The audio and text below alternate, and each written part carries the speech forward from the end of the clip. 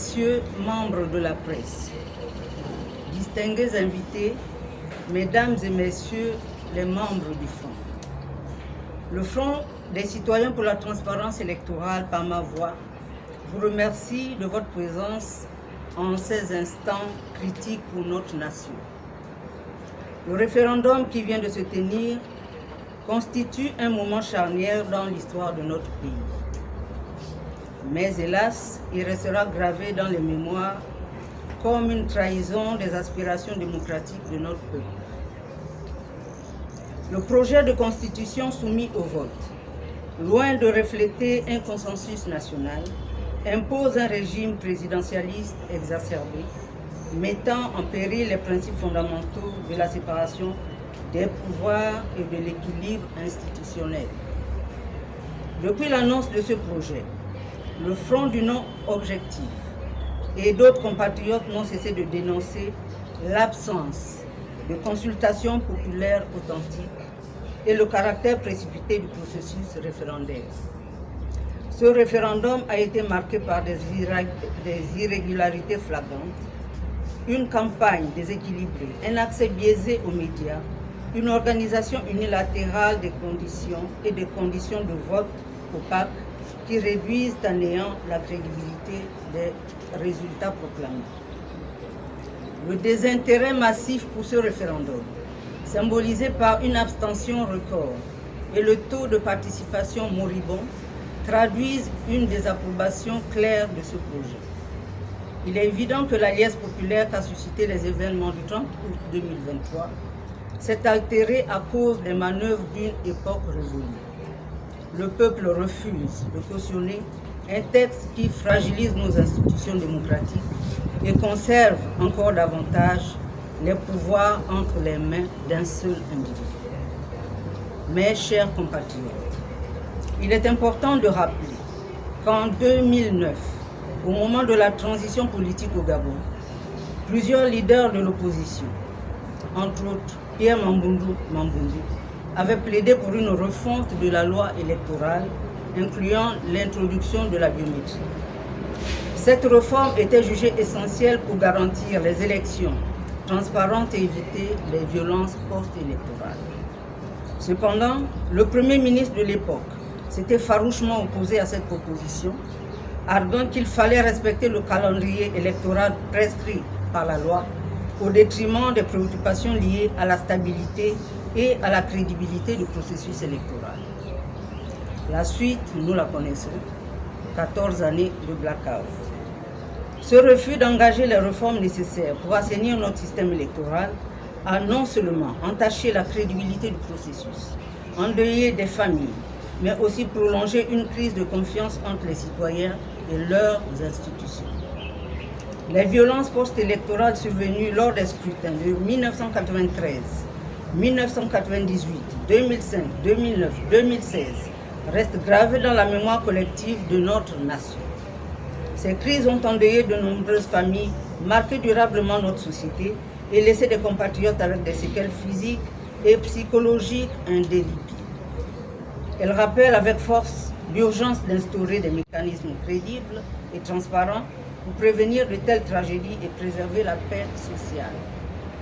Aujourd'hui, nous devons tirer les leçons de ces choix passés pour construire un avenir où la volonté populaire ne sera plus jamais compromise, où le résultat des urnes reflètera le choix du peuple. La justice électorale n'est pas un privilège, mais un droit fondamental. Aux responsables de la transition, en ces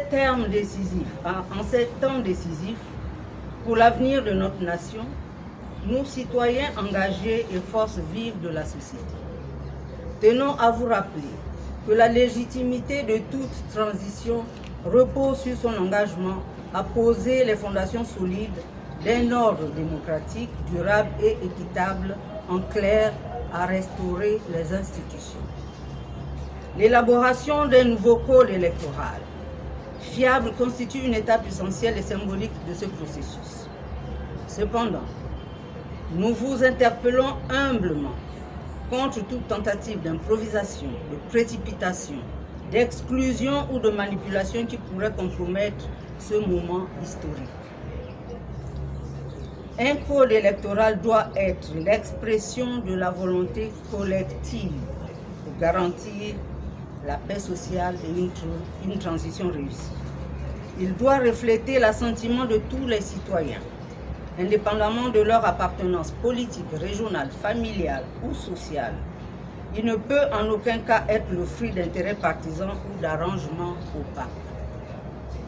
Un code électoral perçu comme biaisé ou imposé risque de provoquer un rejet massif, entraînant des tensions et un climat d'instabilité.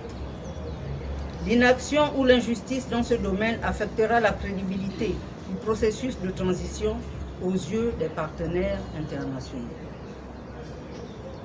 L'échec à instaurer les règles électorales justes pourrait condamner les avancées démocratiques et replonger notre pays dans des crises répétées, sauf si les dispositions contenues dans la future Constitution, notamment en ce qui concerne l'amnistie des membres du CTRI, ont été prévues à cet effet. Le 30 août 2023 a, semble-t-il, permis au Gabon de connaître un tournant de son histoire, justifié par un processus électoral dont les dysfonctionnements ont remis en question l'équité et la transparence, reflétant les dérives d'un pouvoir en place depuis des décennies, en croire les explications du président de la transition. Mesdames et messieurs les membres du comité de rédaction du nouveau code électoral, vous avez aujourd'hui entre vos mains une mission historique, celle de redonner aux Gabonaises et aux Gabonais la confiance en leur système électoral. Votre travail représente un espoir tangible pour la consolidation de notre démocratie. Les Gabonais aspirent à un code électoral qui soit non seulement juste, inclusif, mais également un garant incontestable de la transparence et de l'équité. Cela passe par des mécanismes clairs pour la gestion des scrutins, des critères objectifs pour la candidature et des dispositifs assurant une observation indépendante. Puisque le comité de rédaction est déjà à pied d'œuvre, nous exigeons un processus participatif, c'est-à-dire l'implication de toutes les parties prenantes, y compris les organisations de la société civile, les partis politiques et les citoyens à la phase des amendements. Une transparence totale, c'est-à-dire une communication claire et accessible sur chaque étape de l'élaboration du code électoral. Une équité et une justice, c'est-à-dire des dispositions garantissant une compétition électorale libre, équitable et transparente, notamment en matière de financement, de représentation et d'accès aux médias. Dans la perspective de l'organisation des élections par le ministère de l'Intérieur, comme cela semble se dessiner, il assumera l'ensemble des responsabilités depuis l'inscription des électeurs jusqu'à la proclamation des résultats. Les commissions électorales nationales et locales doivent être dissoutes dans ces conditions-là. Leurs fonctions seront intégrées dans une direction spécialisée du ministère de l'Intérieur. La structuration pourrait être la suivante, c'est-à-dire créer une direction générale des affaires électorales, une unité indépendante mais placée sous la tutelle du ministère de l'Intérieur, regroupant les compétences en matière de gestion électorale. Ça, c'est dans le cas où le ministère serait l'organisateur de ces élections.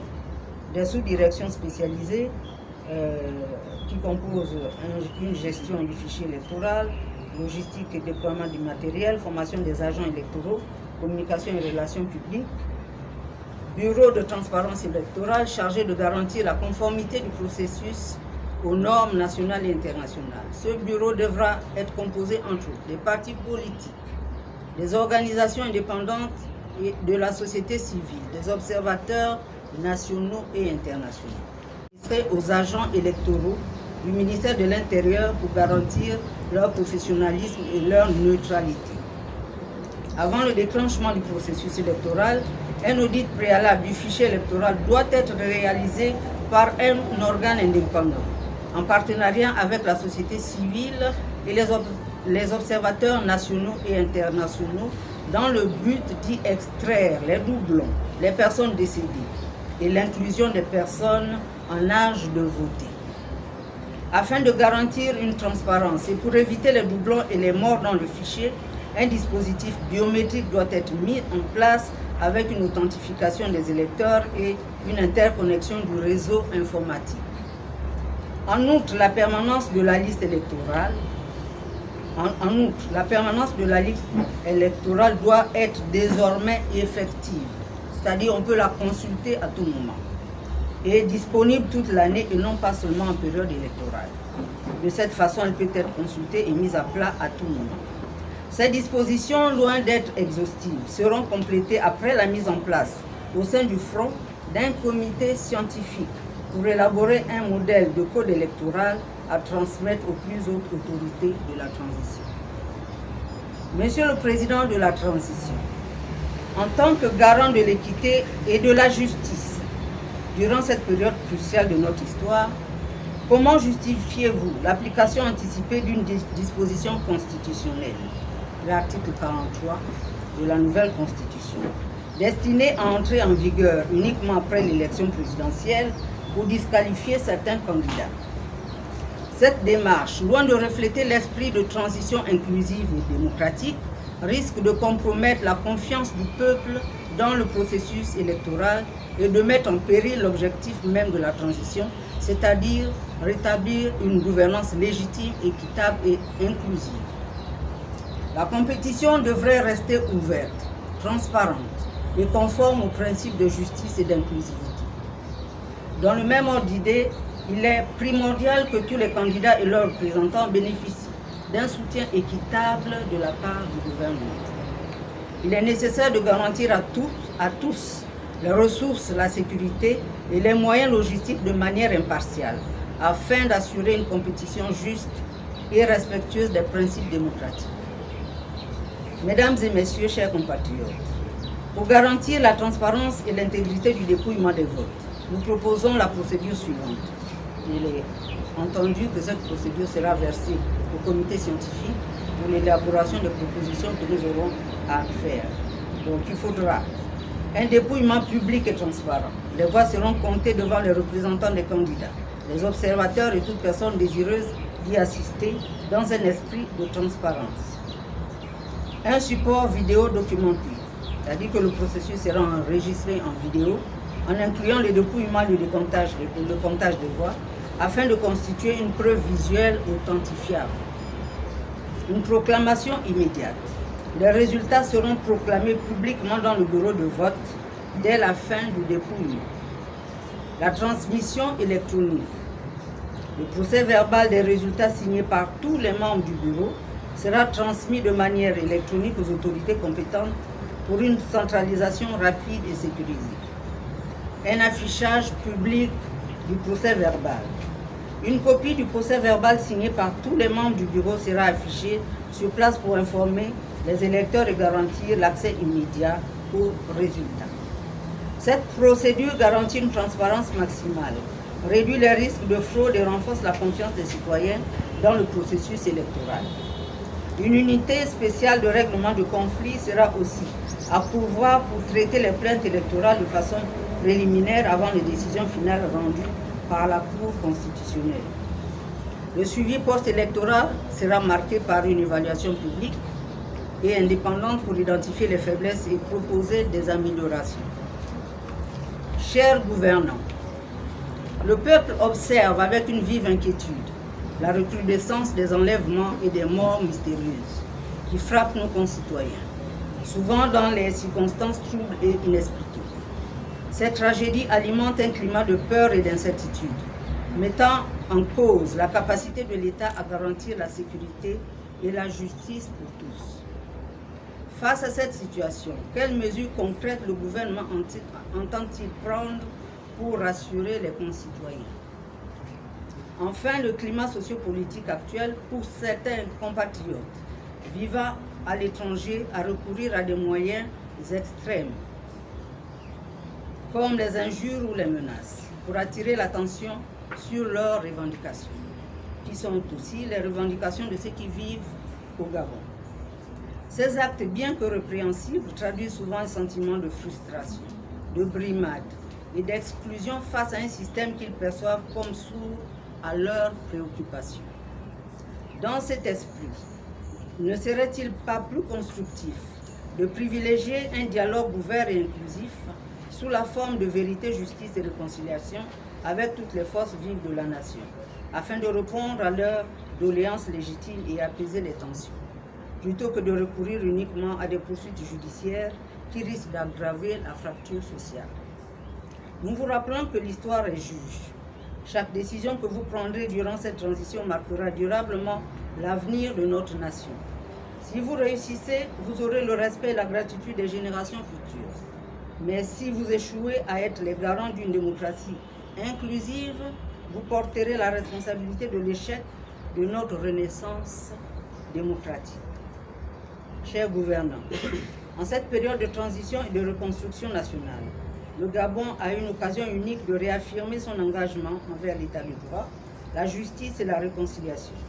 Il est crucial que nous tirions les leçons du passé pour bâtir un avenir fondé sur la paix et l'inclusion. Nous attirons l'attention du gouvernement sur les dérives potentielles liées à la pratique comme une chasse aux sorcières, ciblant activistes, acteurs politiques ou leurs proches. Une telle approche, même involontaire, risquerait de diviser davantage notre société et de saper les efforts en faveur de la stabilité et de la cohésion nationale. Nous exhortons donc le gouvernement à privilégier le dialogue, la justice impartiale et le respect des droits humains. Chaque citoyen, quelles que soient ses opinions ou affiliations passées, mérite d'être traité avec dignité, conformément aux valeurs que nous souhaitons voir fleurir dans notre nation. Le Gabon reste sur l'accord de RAID en matière de sécurité. Le couvre-feu ramené à minuit en dit long. En rejetant les tentatives de règlement de compte et en adoptant une démarche inclusive, le gouvernement peut poser les bases d'un État qui inspire la confiance et l'admiration tant chez ses citoyens qu'à l'international. Nous avons foi en votre capacité à incarner cette vision. Le cas échéant, le peuple observe et le peuple jugera. Nous exhortons donc à faire preuve de courage, de vision et d'humilité en écoutant la voix de ceux pour qui vous êtes appelés à travailler, car le peuple est souverain. Ensemble, construisons une démocratie solide et durable. Que Dieu bénisse le Gabon. Je vous remercie.